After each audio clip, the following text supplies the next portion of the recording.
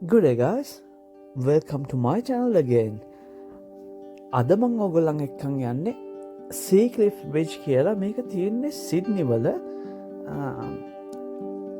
මං ගොඩක් දවස් ඉඳන් ආසාවෙන් හිටපු තැනක් තමයි යන්න. හැබැයි chance එකක් ආවේ නැහැ.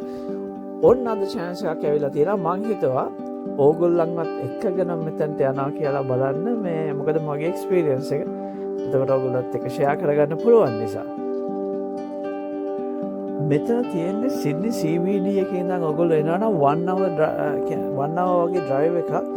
මේ ඔයා public transport use කරනවා නම් ඔයාට කරන්න පුළුවන් මේ Coldcliff කියලා තියෙනවා station එකක්. ඒ station එකට ඇවිල්ලා station එකේ ඉඳන් 15 minutes වගේ walking distance එකක් තමයි මෙතනට තියෙන්නේ. එහෙම නැත්නම් station එකේ ඉඳන් ඔයාට public local bus එකක් අරගෙන මෙතනට එන්න පුළුවන්. මම මේ කියන ඔක්කොම විස්තර ඇවිල්ලා ගත්ත ඩාටා ටිකක් තමයි මම මේ කියන්නේ. මොකද මම ඉන්නේ මෙල්බර්න් ඉඳලා. මට මෙල්බර්න් ඉඳලා මෙතනට කිලෝමීටර්ස් 1000ක් වගේ තියෙනවා.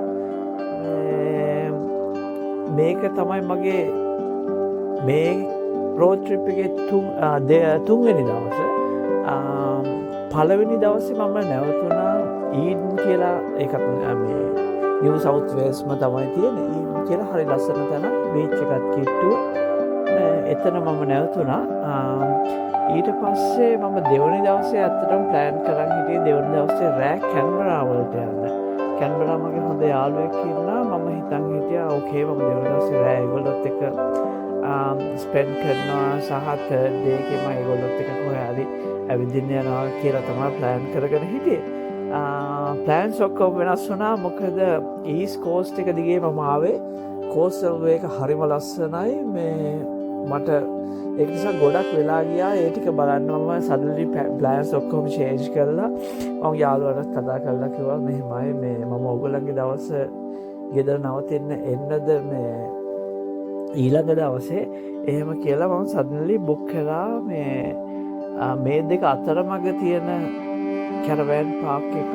එතනට කියන්නේ බේච්මන් බේ කියලා. එතන මම නැවතුනේ බිග් ෆෝ කියලා කැරවෑන් පාක් එකක. ෆස්ට් නයිට් එක මං හිටියේ ඊඩන් වල ඩිස්කවරි කියලා කැරවෑන් පාක් එකක්. ඒ කැරවෑන් පාක් එකට මම 65 හරි 68 වගේ ඔස්ට්‍රේලියන් ඩොලර්ස් වගේ මම පේ කරා. මොකද මේ මම කැබින් එකක් නම් ගත්තේ නැහැ. මොකද මගේ වෑන් එකේ සෙටප් එකක් තියෙනවා නිකන් මට සර්වයිව් වෙන්න තරම් ඒක ඇති නිසා මම වෑන් එකේ තමයි නැවතුනේ. හැබැයි මම ඒක පවර්ඩ් සයිට් එකක්. මම මේ ඕන් ඒ කියන්නේ බාත්රූම් වොෂ්රූම්ස් ගත්තා මගේ ප්‍රයිවට් බාත්රූම් එක. ඒක නිසා තමයි ඒක $68 උනේ. හැබැයි මේ ඔගොල්ලෝ නිකම් බුක් කරනවා නම් $28 වගේ ඉඳන් පවර්ඩ් සයිට් ගන්න පුළුවන්. දෙවනි දවසේ මම ඒකට පේ කරා බේස්මන්ට් බේ වල $85ක්. මොකද ඒක මම සඩන්ලි තමයි බුක් කරේ. අනිත් එක මෙහෙට මේ මොනවාද පබ්ලික් හොලිඩේ එකක්. ඒක නිසා මේ ටිකක් ඩිමාන්ඩ් එක වැඩි නිසා මේ චුට්ටක් ගන්නවා මේ දවස්වල. ඒකත් මම බුක් කරේ. මම වෑන් එකේ තමයි දෙවනි දවසේ රෑත් හිටියේ. හැබැයි මගේ මේ ප්‍රයිවට් මේ බාත්රූම් එකක් සහ වොෂ්රූම් එකක් මම බුක් කරපු නිසා තමයි ඒ ගන්න. නැත්නම් $30 ගාන ඉඳන් ඔයාලට බුක් කරගන්න පුළුවන්. ඔගොල්ලෝ ඕස්ට්‍රේලියාව වලට මේ ට්‍රැවල් කරන්න ප්ලෑන් කරන් ඉන්නවා නම් මේ සිඩ්නි, කැන්බරා, මෙල්බර්න් වගේ ඒ පැති වලට එනවා නම් try එකක් දෙන්න. මෙතනටත් පොඩ්ඩක් ඔළුව දාලා යන්න. මොකද මාර ලස්සන තැන. මේ ලිස්ට් එකට ඇඩ් කරගන්න. ඔගොල්ලෝ මෙහෙ නම් ඉන්නේ මේ ඕස්ට්‍රේලියාව වල ඉන්න කෙනෙක් නම් අනිවාර්යෙන් ඇවිල්ලා දවසක කවදා හරි දවසක ඇවිත් බලන්න. මේ හරිම ලස්සන තැනක්. මෙල්බර්න් වලත් තියෙනවා මේ ග්‍රේට් ඕෂන් රෝඩ් කියලා.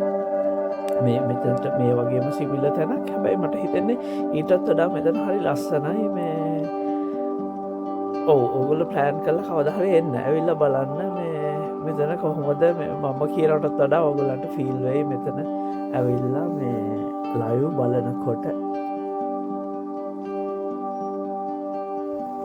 මගේ ෆස්ට් 2 days කොහොමද මේ මම මේ ඊඩන් වලයි බේස්මන් බේ වලයි හිටියේ කියලා ඒ වීඩියෝස් මම ඉස්සරහට අප්ලෝඩ් කරන්න මට මේ ටයිම් එකක් තිබුණේ නැහැ තාම ඒ ටික අප්ලෝඩ් කරන්න මේ වෙලාවක් ආපු වෙලා හැටියේ මම මේ වීඩියෝස් දාන්නම් මම ඒ දේවලුත් ඔයගොල්ලොත් එක්ක ෂෙයා කරගන්නම් වැඩිපුර ඒ කියන්නේ ඩීටේල්ස් එක්ක මම මේ නිකන් බ්‍රීෆ්ලි තමයි ඔයගොල්ලන්ට කිව්වේ මගේ ජර්නි එක කොහොමද පහුගිය දවස් දෙක වුණේ කියලා. එතන තව මේ ඔක්කොම වීඩියෝස් එක මේ මම දාන්නම්. ඒක ඔයගොල්ලන්ට තව වීඩියෝ එකක් විදිහට බලාගන්න පුළුවන් ඉක්මනට. මෙතන කන්ස්ට්‍රක්ෂන් එක ගැන කියනවා නම් මේක 665 meters දිග බ්‍රිජ් එකක්. මෙතන මේ වේල් වොචින් වලටත් හොඳයි කියලා කියනවා. හැබැයි මමට නම් තාම මේ මම නම් වේල්ස් ලව දැක්කේ නැහැ. බලමු ඉස්සරහට මේ මමත් ජර්නි එක අපි පටන් ගත්ත විතරනේ. ඔය මම දෙගොල්ලම ලකි වුණොත් අපිට බලා ගන්න පුළුවන් වෙයි. එහෙම හදිසියවත් මේ වේල්ස් ස්පොට් වුණොත් එහෙම මම ඔයගොල්ලොත් එක්ක ඔයගොල්ලන්ට අනිවාර්යෙන් පෙන්නන්නම්.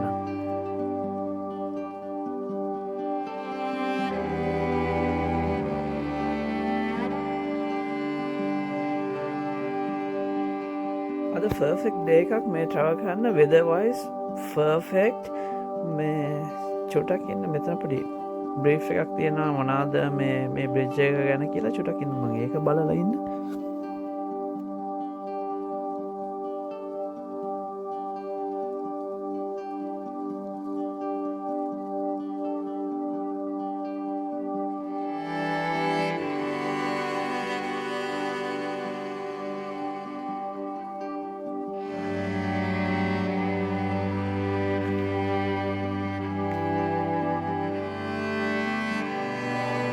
මෙතන view එකක් මම ඔයගලන්ට පෙන්නන්නම්. මේ වගේ තමයි මේ දිගටම මෙතන පල්ලෙහා මේ පාරේ චුට්ටක් ගිහිල්ලා බලන්න පුළුවන් මේ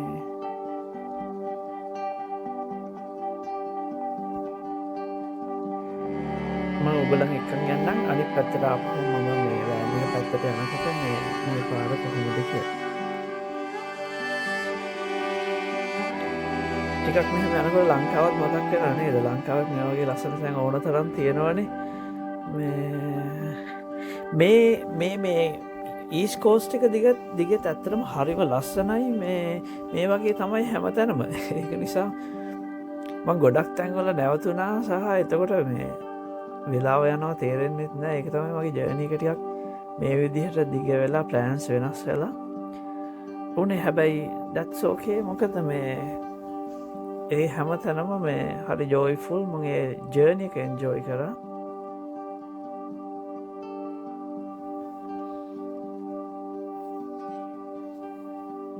මම මෙතන 360 මේ ඩිග්‍රී view එකක් ඔයගලන්ට දෙන්නම්. එතකොට මම එක්ස්පීරියන්ස් කරන ටික ඔයගලන්ට එක්ස්පීරියන්ස් කරන්න පුළුවන්.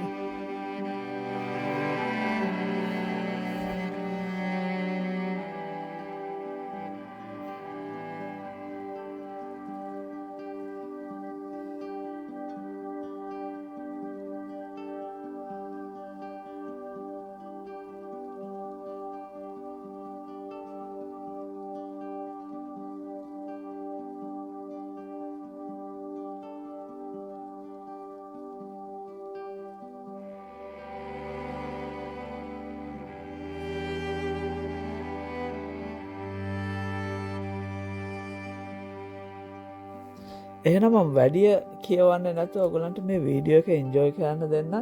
ඔයගොල්ලෝ මගේ වීඩියෝ එකට කැමති නම් මගේ channel එක subscribe කරන්න, like එකක් දාන්න, comment එකක් දාන්න, share පාරක් දාන්න. ඉස්සරහට තවත් ඕස්ට්‍රේලියාවේ මම යන තැන්වල වීඩියෝස් මම ඔයගලන්ට අරගෙන එන්නම්.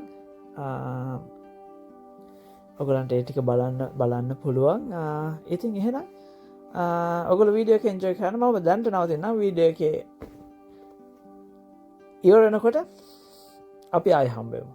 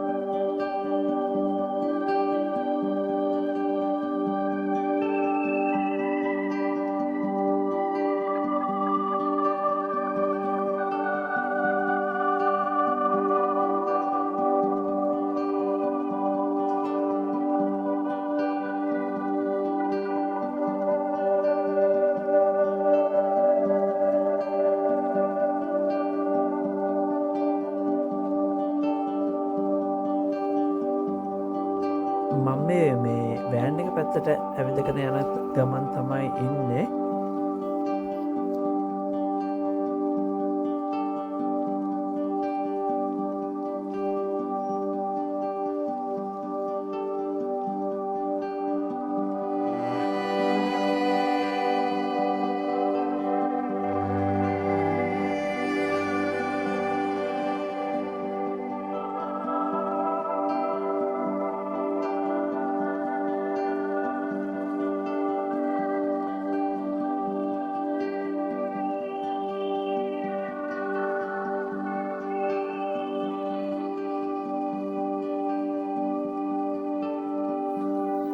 එහෙනම් අපි මේ ජර්නි එක එන්ඩ් එකට තමයි ඇවිල්ලා ඉන්නේ.